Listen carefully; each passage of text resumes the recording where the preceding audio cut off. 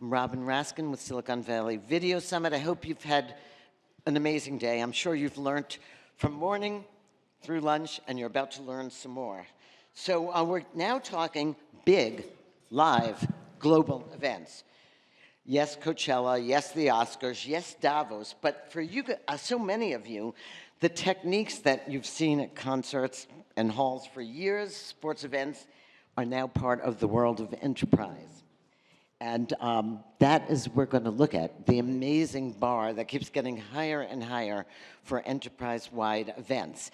And I'm going to introduce my good longtime friend, Sherry Huss, who's going to moderate this panel. Thank you, thank you. It's nice to be here. How's everyone doing today? You just got out of lunch. We want this session to be, active, and I know sometimes after lunch, but I'll tell you, we've assembled the top producers here that are doing some really great things in big live corporate events and more. And really just want to spend some time with them to share some of their experiences and maybe pull back the curtain and let them tell you what they're thinking about and how things are going for the future. So let me introduce the panel. We don't have a lot of time, so I want to just make sure that you get to meet everyone, and then we'll have them give you a little bit of their background. But first, I'd like to introduce Andy Carluccio. Andy's at Zoom, and he's the head of client innovation. Next to Andy, we have Gus Kapko, and Gus is actually at VIVA Creative, and he's the senior technical producer. Next to Gus is Matt Morgan. Matt is with Ross Video, and he's the regional sales manager, and I know that he's on a plane a lot, and we're lucky to have him here today. Next to Matt, we're super lucky to have Erin Oles here from Salesforce, and Erin is the SVP of Strategic Events and Brand Experience. She's got some good things to share with you. And last but not least, Mike Wohlitz, and Mike is a colleague of mine. He's the SVP of Design and Delivery and has just launched a new group called Studio Blue. So let's get started, and let me pass it over to you, Andy. Thank you so much. And again, I hope everybody had a good lunch and is enjoying the summit.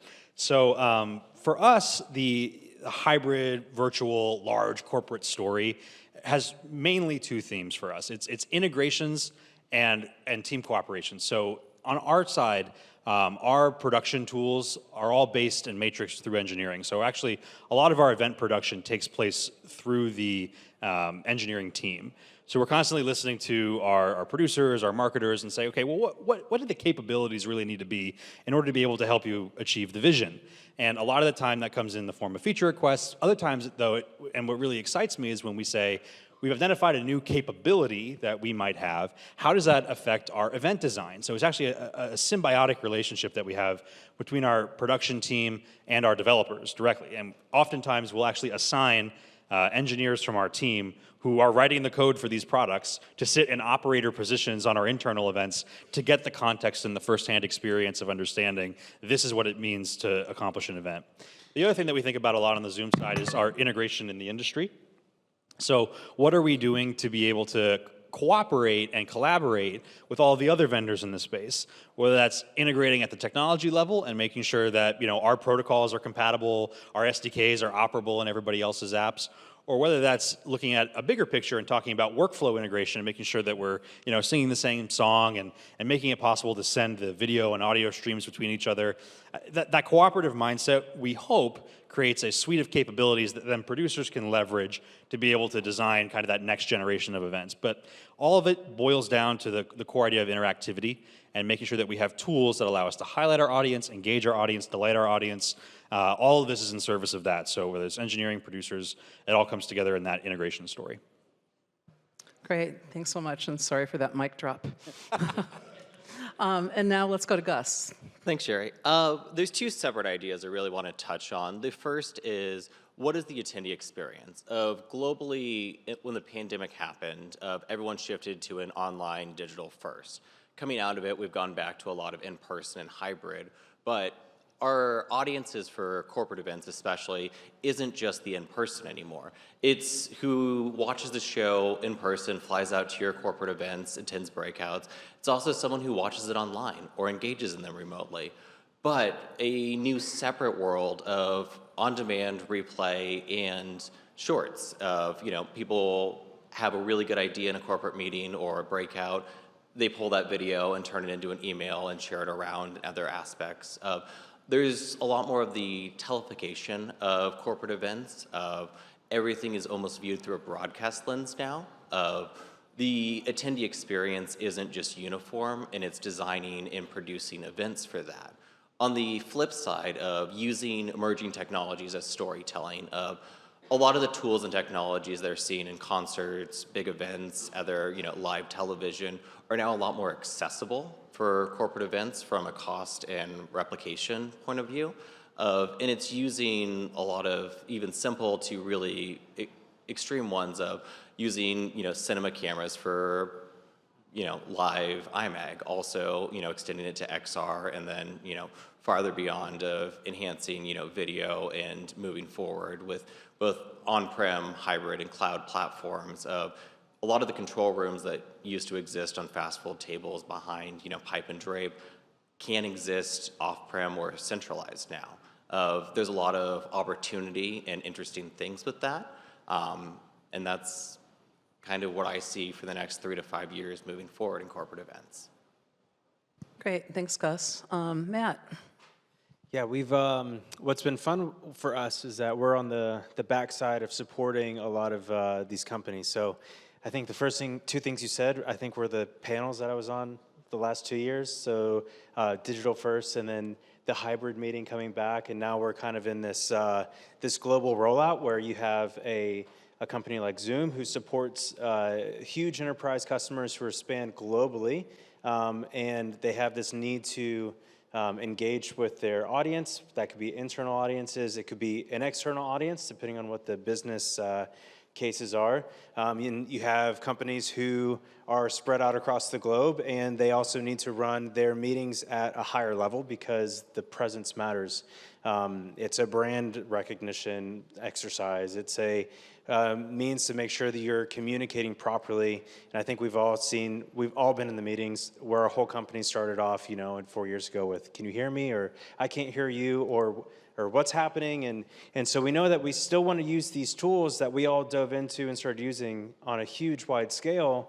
But what we're seeing is we're having to really drive the technology that's been historically used in live production or in big broadcasts, things like that, and implement that into corporations and different environments where it's not been historically used in order to give more control and to have the ability to take in multiple Zoom feeds and put a 2-box up, but have the control over it versus just kind of hitting go and hoping everything goes well. And I think that's been the main thing that we've focused on is how do we connect with our customers to allow them to have more control, more flexibility. They can scale from their office in San Francisco to the office in New York to the office or location or workspace in London and Hong Kong. And no matter where their engineers are, they can either walk into the same system that's been scaled and repeated in a very similar way so they feel at home, or they can remote into it and they can leverage an easy way to throw up a lower third. When before, we don't know where lower third is. What is that? I don't even know how to use that.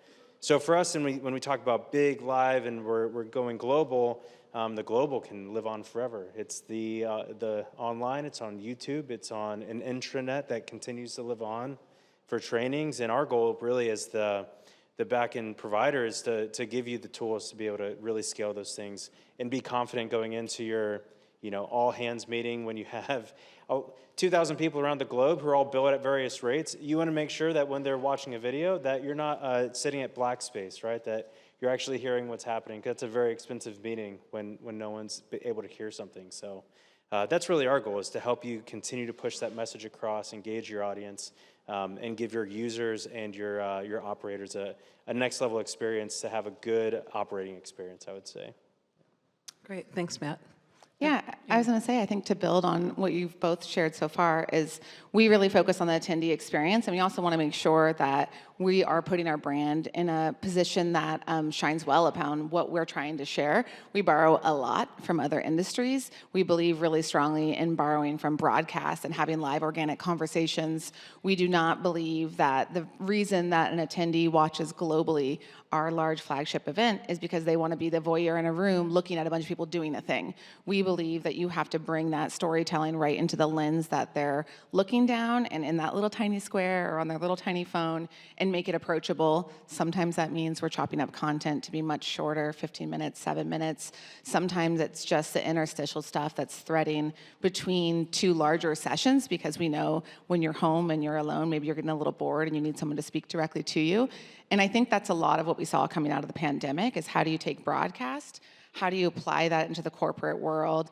And then, as you were sharing, Gus, too, how do you make that scalable? Are you having remote control rooms so that the budget impact isn't so heavy and you can do it event over event over event versus flying crews and setting it up? And we have some great partners here who've helped us with that. But I think when I look forward, some of the things that we're really excited about, I'll just share an anecdote from this year. So I'm a fraud up here on the stage. I'm not a producer. I love your world, and I appreciate being invited to talk a little bit about it. But what I am responsible for, one of the things my team's responsible for is Dreamforce. So I think probably a good portion of you know what it is. It's a 45,000 person event in downtown San Francisco, but it's also joined by about 120,000 people online who stream it. We do, I think, 3 to 4 days, depending. There's people in the audience that are like, that's not 4 days, of live content around the globe in order to be able to reach everyone. And we actually do find that it's very important that each experience is designed for that audience, but also someone who comes in person is also our digital viewer from the future, right? You can only physically go to 3 sessions a day, but when it comes to an event like Dreamforce, we produce 1,500 sessions, and there is a lot of value that you get over it. So for us, it's really thinking, how do we thread that? And I think one of the most valuable tools for us has been AI. We are all, I think many of us have been using AI for a while now. Captioning, listening, summaries. We've started using it for recommendations, but one of the things that I'm most excited about is at our last Dreamforce, we actually looked at how we could leverage AI for a need that we've never been able to meet before. So if you can imagine, 45,000 people come to the event that is something for everyone. And when you have something for everyone, it can be really overwhelming. There's so many sessions to navigate, and it's really hard to figure out, where do you get lunch? Where is food served? And of course, you can staff up and you can have people who are answering those questions, but you will never be able to do it at the scale of 45,000 people in order to be in real time. And if anyone is like me, when I arrive to an event, maybe even this one, I'm downloading the mobile app as I'm walking in the door, and I haven't read all of the pre-communications. And I think the future of what we're doing with Agentforce and what we did at Dreamforce with Ask Astro is the ability to give everybody in their hand an agent that can help guide their experience. So what this looks like is it uses their attendee data. It knows which sessions they've been to in the past, their preferences, their titles, anything within their account information that we know, and can say recommended sessions for you. You can ask really simple questions. You could also say, I just missed my session. What's something that's coming up that I might want to take a look at? And it'll give you recommendations and add that to your agenda for you. So it's really shifted, and we saw a huge jump in our Net Promoter scores by being able to be in that scalable solution in the palm of their hands, where we can answer the questions that matter to you versus telling you what we think is going to matter to you. And you'd be shocked, a lot of the questions are like fundamental humans. Where's the bathroom? And there's 30,000 people walking around all looking for the same thing, and now we've really taken that power and given it right back to our attendees. So that's stuff that we're excited about with the future. We think there's a lot we can do with helping people understand our events before they even get there with AI. We did find an interesting fact that we saw a 30% greater show rate if somebody did a session schedule recommendation from AI than they built their own. So you are more likely to attend the sessions that AI told you would be good for you than you are your own based on the data that AI has. So I think there's a lot. In 5 years, who even knows? We don't know yet, I think, is the key on all that it could unlock for us. But I think leaning in and experimenting now with teams on any component of how AI can change, taking some of the mundane and really tedious tasks and allowing your team to focus on the more creative tasks, like creating an amazing broadcast and bringing that attendee journey full circle. Oh, that's great. I do think it's really interesting, the wayfinding and how we're using AI, but we'll come back and talk about that. Thank you, Erin. Mike?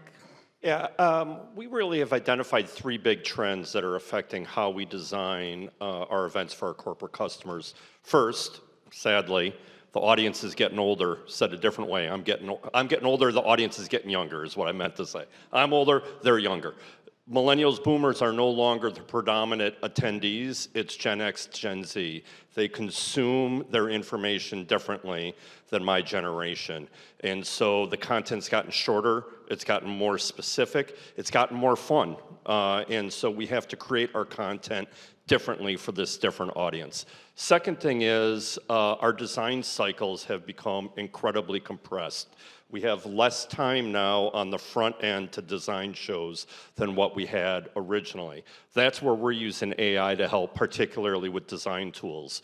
We've built out design tools that allow us to create mood boards and colors and texture palettes and move to AI-generated renderings of what the space may look like, done in days instead of what would ordinarily have taken us weeks.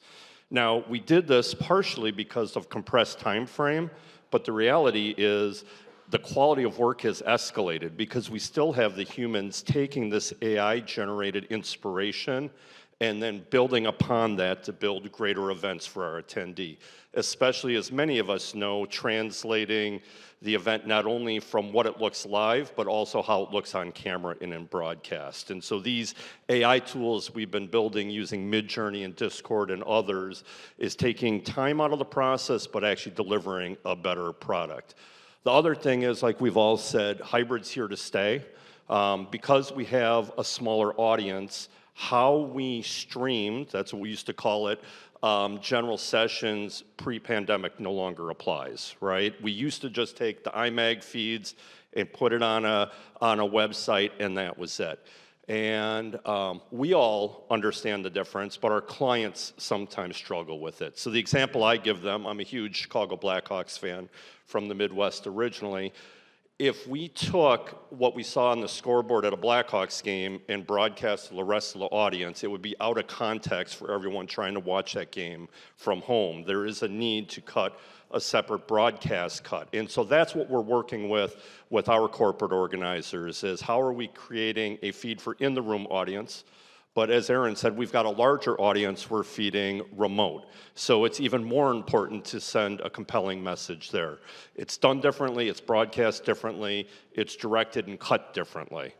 The challenge for us on the equipment side, of course, is that there's still an importance with live events, face-to-face. And so that's where the majority of the money is spent. So how do you escalate the production value without escalating the monetary spend there? And so it's always a balance of how we work through that. Frankly, I think the future is how does REMI technology help in that? I think the solution is in remote engineering of all those feeds. The downfall on our side, for sports broadcasting, that's the solution. In the corporate space, dark fiber cost is still a very intimidating cost for that. As fiber costs come down, I think you will see a further increase of REMI technology in use in the corporate broadcast space. What are some of the constraints you all are facing? Like, if only, if only I didn't have to deal with this, I could do this. Maybe some of you could share some thoughts on that. I mean, the first big one is labor availability. Second big one is vendor and specific, more specialized gear. A lot of these REMI kits really only exist in sports and more broadcast style. There's not a lot of bigger players that have a lot of availability in the more specialized hybrid or newer workflows. There's some areas that are really good with that, other ones that aren't. And then the last one is budgets as a whole have increased, but the cost of goods and services of producing events have also increased. I'd say human resources, not the department, but physical human resources becomes a huge issue. So we can talk about making more streamlined systems that you don't have to fly a crew to. I've probably had 20 conversations already today about, well, how do I do this from a remote position, or I don't have a broadcast person, I have an AV person, and they don't know anything about it, but they just know that we need something that's a little bit more elevated. So human capital becomes a big conversation piece. So how we're able to assist the market with when you're creating a Zoom platform, how do you connect with your customers?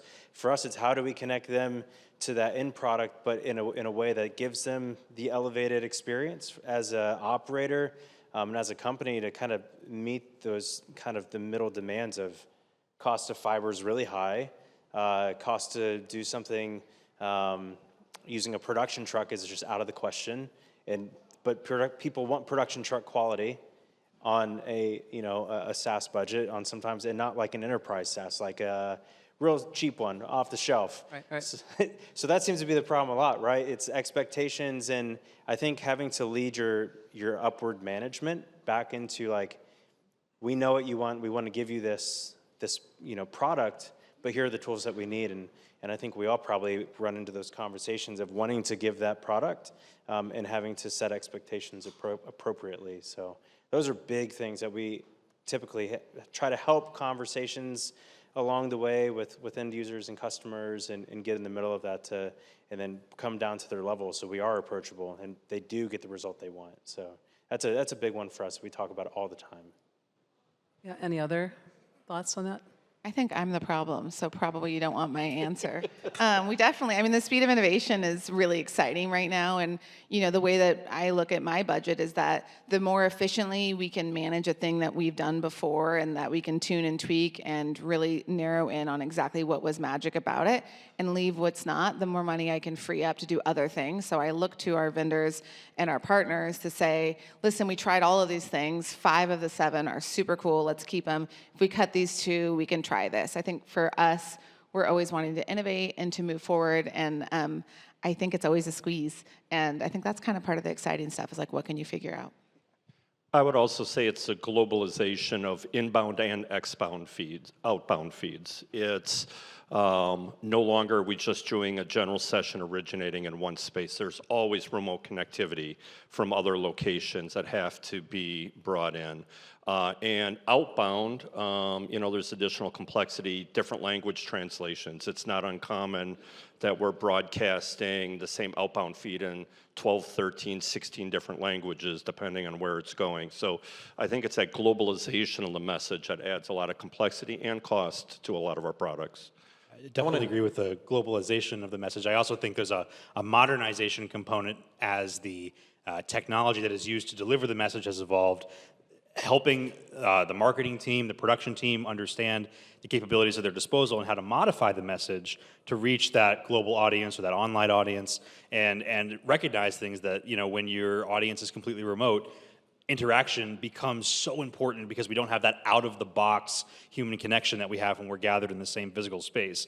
So understanding that it's not just a nice-to-have, it's not just a sweetener for the event, but it actually is embedded into the DNA of being able to land the message when you're in this other context. I think that mind share component, that human kind of wetware component we sometimes refer to it as, is kind of been a key limiting factor, but also an enablement opportunity as we can drive that message out with our clients, with our own internal production teams on what this space looks like.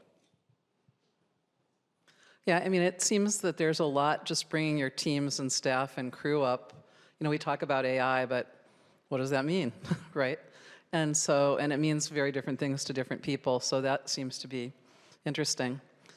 Well, what's one thing that you would have liked to talk about that maybe you haven't, or something that you'd like this audience to take away from what you do in creating big, global, crazy successful events?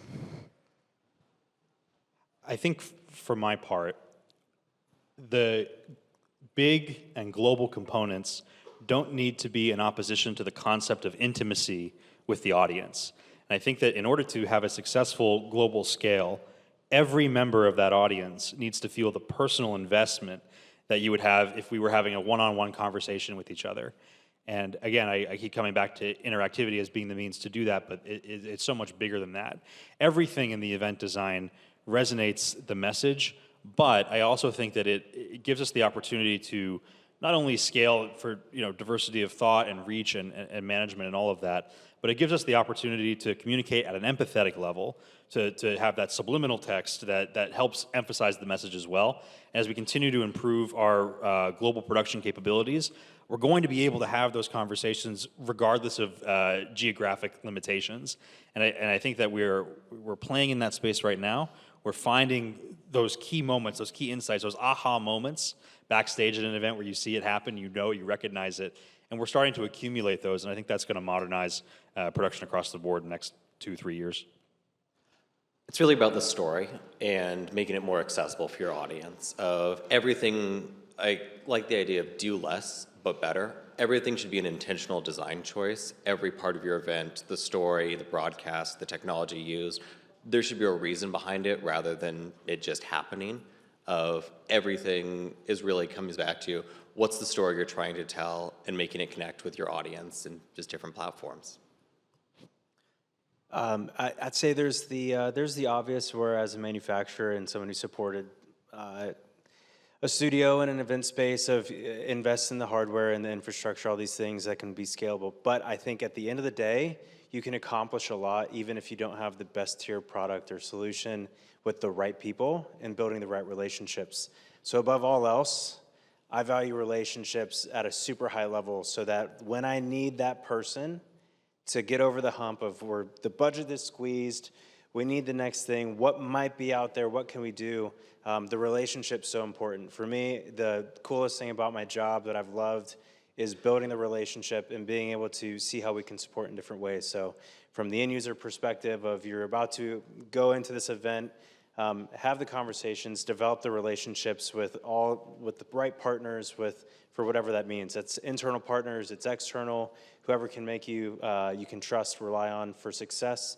Really dive into the right relationship side. It's not technical, but I really love the relational aspect, and think that's something that sometimes we can overlook when we have a big prize ahead of us. So. Why did you look at me when you said the budget is squeezed? Because you said budget. When I squeezed the budget. Well, come on. I think that's critical, right? Having the right relationships with your partners allows you, when things get really hard, to know kind of who you can lean on. I also think that by having that two-way street open, it's easier for you to come back to a client and say, listen, we want to make this happen, but I'm struggling with this. A lot of times what I find within my team and like the broader ecosystem of people who support our events is that because we said it once, the assumption is that we must always do it that way, and that's the deliverable expectation, and we end up hanging on to like 10 years of idea debt where we keep trying to do the same thing. And I think if you have those strong relationships, you can come forward and say, listen, we've been doing this for a few years now, we're not actually seeing people engage in that way anymore, or it's really cumbersome, it takes a lot of resources and a lot of hours, and we want to spend more time being creative on what we put through the lens. I think that the foundation of that is a strong relationship and that collaboration. So I think that's an important thing to think about as you're thinking about how you overcome budget challenges and production challenges and constraints with clients. I think what keeps me up at night is the inbound pipeline of young talent into our space. It's the trades are dying in the high school, and so people who want to work with their hands are less likely to become audio, video, lighting, broadcast technicians, and so we are having to look in different places to get a new talent. Our industry is aging out. We've got a retirement cliff of some of the best in the business that we're looking at, and so we need to quickly invest in the high schools, the technology, the tech colleges, the universities, to get new talent excited about this invisible industry. No one really knows about the live event industry, and so how do we get them excited that it's a viable way to make a great living? And I so agree with that. This is such a great industry for folks, and I think all of you out here can actually help get more people into the industry because it's a great place to be. We only have a couple more minutes, but maybe we'll do some like a quick speed round. Where do you all get inspired? Like what are the creative processes or inputs that make you want to deliver it on your next big corporate event? I was going to say Gus. At the end of the day, one of the things is like you find something that, you feel something about. If you see something that you're like, this is an idea, or I went to a concert and I felt this way, or I saw, this piece of art, or you're in a store and you saw a package, and you're like, what if we did this, repackaged it, of really just experiencing things, of travel, look at every event you possibly can and be like, here are the things that work, here are the things that I like and what I don't, and then just distilling those and then working on what works for you and then what works for the projects that you're working on. There's been a tremendous willingness to share as well. Like when you identify an event and you're interested in how that was done, I think that, especially since the pandemic, there's been a huge mentality shift in sharing with each other about, and in venues like this, about how the methods of how these things are done. So I totally agree with you. If you see something, there's probably somebody behind the scenes ready to tell you how it was done. Excellent. We have 1 minute. Matt, Erin, Mike. I think the biggest thing is that kind of drives innovation is the problems that we do come up against. How many people are going to ISE next week? Anyone? So more people are not going to ISE than are, and you don't want to miss out on Barcelona. So I know like Avixa's working out on a TV studio. So how do I let my viewers have the experience of being at ISE in this new place with a global audience, with a global presence? So what are the constraints that we can work in to squeeze out some fresh innovation and drive engagement are huge things that we're working on. Excellent. Erin? Yeah, I think I mentioned it earlier, but Salesforce generally, our whole business model was founded on the idea of borrowing from another, right? So we're continually looking at what's coming out in the news, whether it was Netflix, whether it was Peloton during the pandemic, like what is trending and new, and then is there a piece of that we can adapt into what we're doing here, and how can you get inspired by it? I think personally, I'm also inspired by when our vendors are like, that's not possible, and I'm like, I bet it is. Like, we can figure this out, so. And I think where our clients get their inspiration from is Broadway, it's award shows. We're all going to get a whole bunch of calls a week from this Monday of, hey, they did this at the halftime show, how do I bring that into my show? And I think that's where a lot of the inspiration comes from, is from popular media and how we bring that in. I'll say the other one that I think is transforming our space is the Sphere in Vegas. Everyone is now understanding that how we project our images don't have to be rectangular and flat anymore. No, I'll say that actually the Delta CEO at CES did an amazing presentation at the Sphere. Go check it out. It's on YouTube. But let's continue the conversation off stage. Thank you to our panelists. They're amazing. And thank you to Marty and Robin and the whole Silicon Valley Video Summit team.